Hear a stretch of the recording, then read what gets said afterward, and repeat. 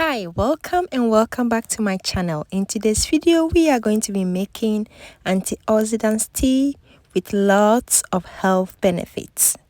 This tea is made from hibiscus flower.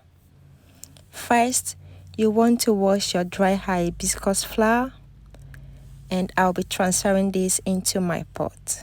To that, I'll be adding some cinnamon stick, grain of Selim, ginger, and lemon for flavor and for their anti-inflammatory properties.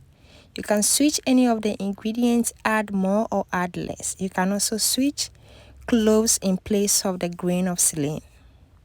I'll cover with water and I'll bring it to a boil on high heat and reduce the heat and let it simmer on medium heat for 15 to 20 minutes.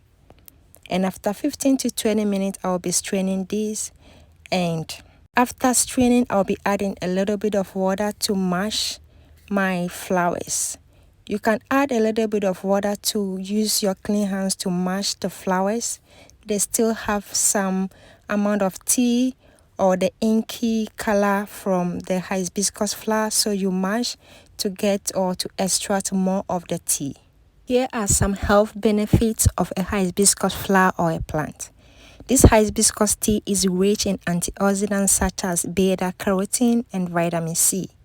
It helps fight inflammation, it helps lower cholesterol, it promotes weight loss, supports liver health, and also helps fight bacteria among others.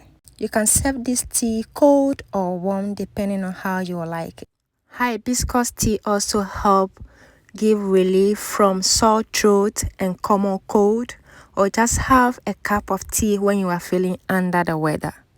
You can serve this with your favorite pastries. I serve mine with some blueberry scones, and I'll be sharing that recipe with you in a little bit. You may choose to add sugar or any sweetener of your choice. This tea is full of health benefits, and I know you will like it, and I hope you can give it a try. And I'll see you in the next video.